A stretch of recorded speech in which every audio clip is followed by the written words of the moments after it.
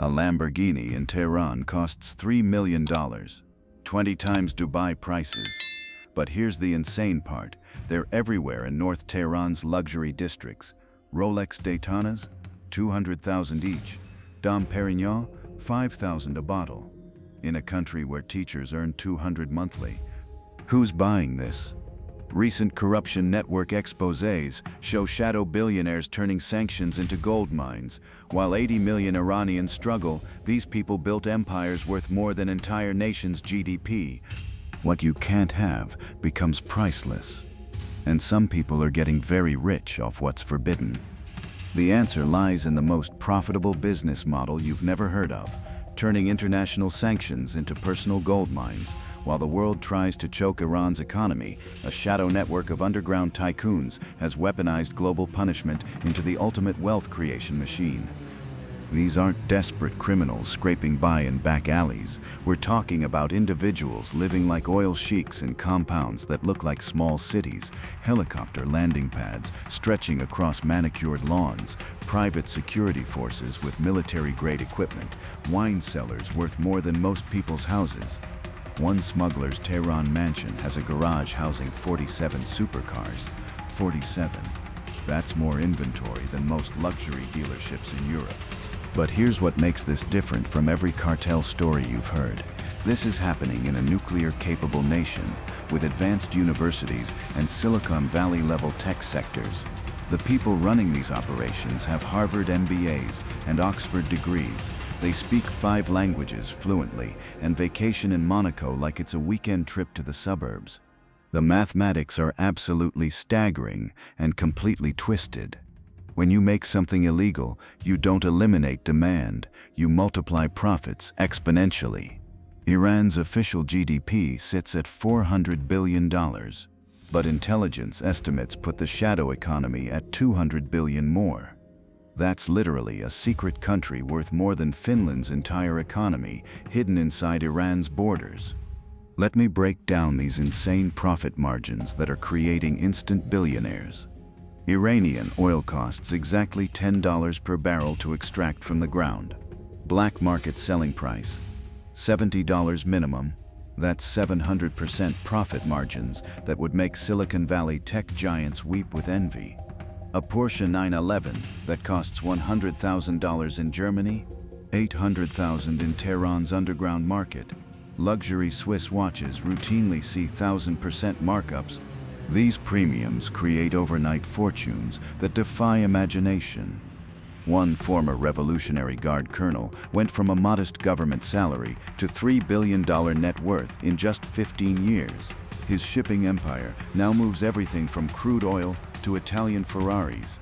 Another tycoon's daughter inherited a luxury goods smuggling network worth over $1 billion, and she's only 28 years old. The forbidden becomes priceless when you control the supply chain. Let's dive into the crown jewel of Iran's shadow economy, oil. Iran sits on 157 billion barrels of proven reserves, enough crude to power the entire planet for 5 straight years. Under normal circumstances, they'd be generating $300 billion annually just from oil exports. But circumstances aren't normal, and that's exactly what's made some people unimaginably rich. Thanks to sanctions, Iran officially can't sell oil to most of the world, so they've done something absolutely brilliant and completely illegal. They've created a parallel oil industry that operates entirely in the shadows, like maritime ghosts. The centerpiece of this operation is what intelligence agencies call the ghost fleet, over 400 tankers that have essentially vanished from the global tracking system. These massive ships turn off their transponders, change their flags overnight, repaint their names with fresh identities, and disappear into international waters like they never existed. But here's where it gets really sophisticated and terrifying. They're not just turning off GPS systems and hoping for the best. They've constructed an entire infrastructure of shell companies, falsified documentation, and systematically bribed officials that span 6 continents. A single oil shipment might change ownership 7 times, get transferred between 4 different vessels, and travel through 9 different countries before reaching its final destination. The primary smuggling routes are absolutely massive in scale. The Persian Gulf route sends tankers through Pakistani and Omani waters before transferring cargo to Malaysian-flagged vessels near Singapore. The Caspian route moves oil through Azerbaijan and Georgia into European markets. The most audacious route uses Syrian ports as transfer points, mixing Iranian crude with legitimate Syrian oil exports. The profits are beyond comprehension. Iran's oil extraction costs hover around $10 per barrel. On these shadow markets, they're selling for $60 to $75, still offering discounts from market prices, but generating profit margins that would make pharmaceutical companies jealous. Individual shipments routinely carry $50 to $100 million worth of crude oil. The people running these operations read like a who's who of Iran's shadow elite. Take Rostam Ghashemi, former oil minister turned sanctions-busting mogul. His network of companies has orchestrated oil shipments worth over $3 billion. That's billion with a capital B. This single individual controls more wealth than some small nation's entire annual budgets.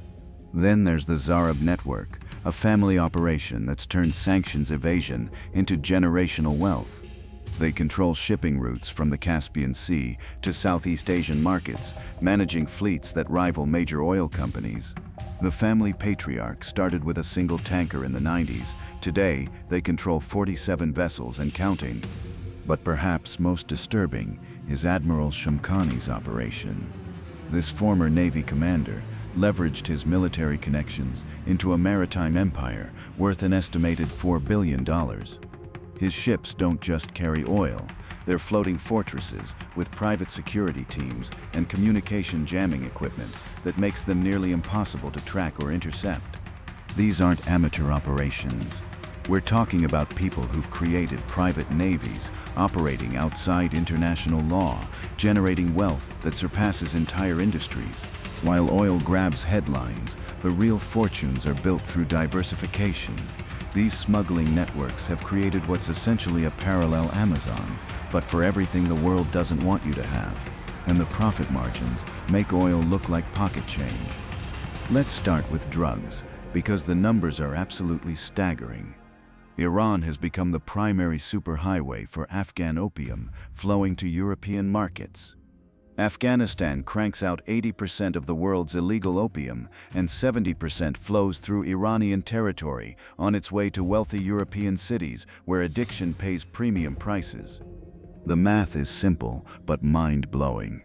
A kilogram of raw opium costs $500 in Kandahar.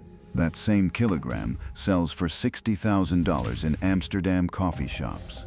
The Iranian networks handling transit operations take cuts ranging from 15 to 40%. We're talking individual drug shipments worth $300 million moving through single routes. But here's the twisted brilliance. Many oil smugglers are also drug traffickers. They're using identical routes, identical ships, identical corrupt officials. It's vertical integration that would make legitimate corporations jealous. One network, multiple revenue streams, unlimited profit potential. Then there's luxury goods smuggling, where you witness the absolutely ridiculous wealth of Iran's shadow elite. Remember those insane car prices from the beginning. There's serious method behind that madness. Iran's wealthy don't just want luxury goods, they desperately need them as status symbols, proving sanctions don't touch them. So they pay mind-bending premiums that create instant millionaires. A Lamborghini Huracan, costing $200,000 in Italy, sells for $1.8 million in Tehran. That's 900% markup on a single transaction. The smuggling routes are sophisticated beyond belief. European luxury goods flow through Dubai's massive free trade zones, get repackaged with false documentation, then shipped to Iranian ports via Turkish intermediaries. Swiss watches travel through Armenian networks. German cars arrive via elaborate Georgian routes involving multiple ownership transfers. But it's not just bringing goods in, it's moving money out. Iran's wealthy elite have accumulated billions they need, transferred to international banks, and traditional channels are completely blocked. Enter currency manipulation schemes that would make Wall Street traders weep. They're exploiting exchange rate differences between official Iranian rates and black market rates. Official rate 42,000 rials per dollar, street rate 500,000 rials per dollar. Smart operators buy dollars officially, sell them privately, and multiply their money 12-fold instantly. The real estate laundering operations are where things get truly insane. Wealthy Iranians have purchased over $15 billion worth of property in Dubai alone since sanctions tightened. London real estate, another $8 billion. Vancouver condos, $3 billion more. They're not just buying homes, they're purchasing entire apartment buildings, shopping centers, and commercial complexes. One former oil minister's family owns 47 properties across 3 continents worth over $2 billion combined. The cryptocurrency angle is particularly fascinating. Iran operates one of the world's largest Bitcoin mining operations, consuming 4% of global mining capacity. But this isn't just about making money, it's about moving money invisibly across borders without traditional banking systems. These operations are creating wealth that transcends normal understanding. Individual families control business empires spanning oil, drugs, luxury goods, currency trading, real estate, and cryptocurrency. They're not just rich, they're building generational wealth that could last centuries. Now let's meet the people behind these astronomical fortunes. Because these aren't your typical billionaires. These are individuals who've built wealth empires that would make Silicon Valley titans jealous, all while operating completely in the shadows of international law. Meet the Admiral. Admiral Hassan Firuzabadi's nephew, who I'll call Reza.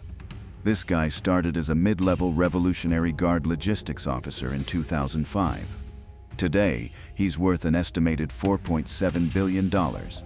His empire spans oil tanker fleets, luxury car dealerships, and cryptocurrency mining operations across 14 countries. Reza's lifestyle is absolutely insane. His primary Tehran compound covers 38 acres and includes 2 helicopter landing pads, an underground garage housing 63 supercars, and a wine cellar worth $12 million. His collection includes 7 Bugatti Veyrons, 11 Lamborghini models, and a custom McLaren P1 that cost $4.2 million. But here's the crazy part. He travels with an entourage of 47 people, including private chefs, security teams, and personal shoppers. His monthly expenses exceed what most people earn in decades. Last year alone, he spent $18 million on art purchases, including a Picasso acquired through Swiss auction houses. Then there's the princess, Maryam Rajavi's distant relative, who inherited her grandfather's smuggling network at age 26. She's now 31 and controls luxury goods, empires worth $3.2 billion across Europe and Asia. Her specialty is high-end European fashion and jewelry. She maintains exclusive dealerships for Hermès, Cartier, and Patek Philippe that officially don't exist in Iran. Her Tehran boutique, disguised as a private residence, generates over $200 million annually, selling handbags that cost more than Tehran apartments. Maryam owns residences in Tehran, Dubai, Monaco, London's Knightsbridge, and Manhattan's Upper East Side. Her Monaco penthouse alone cost 47 million euros. She travels exclusively by private jet, actually multiple jets because she owns a fleet of 7 Gulfstreams for different occasions. But perhaps most disturbing is the minister's son, the offspring of a current cabinet member whose identity remains protected by government connections. This individual, barely 30 years old, controls banking networks that handle over $6 billion in annual sanctions-busting transactions. His operation includes shell banks in Malaysia, cryptocurrency exchanges in Singapore, and real estate portfolios spanning 4 continents. He's purchased entire city blocks in Dubai's financial district, owns 3 private islands in the Maldives, and maintains a yacht collection worth over $150 million. The government connections run impossibly deep. These aren't just wealthy individuals. They're protected by networks reaching the highest levels of Iranian leadership. Phone records leaked on social media show direct communication between shadow millionaires and cabinet ministers, Revolutionary Guard commanders, and even supreme leader advisors. Their international business networks are sophisticated beyond imagination. They maintain partnerships with European luxury brands, Asian shipping companies, Middle Eastern banks, and American real estate firms. Many have children studying at Harvard, Oxford, and Stanford, using education as bridges to Western business elites. Recent Instagram posts, before accounts went private, revealed lifestyles that defy comprehension. Birthday parties costing $8 million, private concerts featuring international artists paid millions for single performances, wedding celebrations spanning multiple countries with guest lists including European royalty and Hollywood celebrities. These people aren't just rich. They're operating parallel societies with their own rules, their own economies, and their own international relationships that completely bypass official diplomatic channels. But while these shadow millionaires live like modern pharaohs, ordinary Iranians are suffering in ways that are almost impossible to comprehend. The wealth disparity has reached levels that would make medieval kingdoms look egalitarian. In South Tehran, families are literally selling their organs to survive. Not metaphorically, actually selling kidneys, liver portions, anything surgically removable to wealthy patients desperate for transplants. The going rate for a healthy kidney is $4,000, which represents more than most Iranians earn in an entire year of back-breaking labor. Meanwhile, 20 minutes away, in North Tehran's luxury districts, teenagers are casually driving cars worth more than their neighbors will earn in multiple lifetimes. The same country, the same sanctions, but completely different universes of existence. Teachers with master's degrees are working 3 jobs just to afford basic necessities like bread and cooking oil. Doctors are abandoning Iran entirely, emigrating to countries where their medical expertise can actually pay living wages. University professors, people who should be society's intellectual elite, are driving taxis at night just to make rent payments. But in those same wealthy neighborhoods, restaurants serve Wagyu beef dinners costing $400 per plate. Nightclubs charge admission fees equal to monthly teacher salaries. Luxury car dealerships are conducting business that would make Beverly Hills dealers envious of their sales volumes. This astronomical wealth inequality directly fueled the massive protests that rocked Iran throughout 2022 and 2023. Protesters weren't just angry about hijab enforcement or political oppression. They were furious about economic injustice on scales that beggar belief. When demonstrators saw social media posts of government officials' children flaunting designer clothes worth annual salaries, driving supercars worth generational wealth, the rage became unstoppable. They watched shadow millionaires post Instagram stories from Dubai shopping sprees while their own families rationed meals. The protest chants weren't just about freedom, they were about fairness. Death to the dictator mixed with death to the rich thieves. Protesters explicitly targeted symbols of extreme wealth, luxury car dealerships, upscale shopping centers, expensive restaurants frequented by the sanctions-evading elite. But here's the most heartbreaking aspect of this crisis. Many shadow millionaires are children of the very government officials supposed to serve ordinary Iranians. Revolutionary Guard commanders' sons driving Ferraris, while Guard conscripts earn $60 monthly. Cabinet ministers' daughters shopping in Paris, while Iranian teachers sell blood plasma for grocery money. The human cost extends beyond individual suffering into societal breakdown. Iran's brain drain has accelerated dramatically as educated professionals flee a system where merit means nothing compared to connections. Over 2 million educated Iranians have emigrated since sanctions intensified, taking their skills and knowledge to countries that actually reward talent. What remains is a hollow society where the connected get richer while everyone else gets poorer, where sanctions designed to pressure the government instead create opportunities for the elite to exploit their own people's desperation. But this isn't just Iran's problem. This is a global crisis exposing fundamental failures in how the world approaches economic pressure and international enforcement. Every successful sanctions evasion operation makes the entire global sanctions regime weaker and less credible. When Iranian oil reaches markets through shadow networks, it undermines economic pressure that sanctions are supposed to create. When luxury goods flow freely to Iran's elite, it sends a clear message that international law is meaningless if you have enough money. The international community has spent billions on enforcement technology, satellite tracking, financial monitoring systems, intelligence cooperation between dozens of countries. Yet these shadow networks continue thriving and expanding their operations with apparent impunity. But here's the most disturbing implication. The more successful these smuggling empires become, the less incentive exists to resolve Iran's international conflicts peacefully. Why would shadow millionaires want sanctions lifted when those same sanctions are generating their billions? These people have vested interests in maintaining conflict and isolation. They profit from international tension. They get richer from diplomatic failures.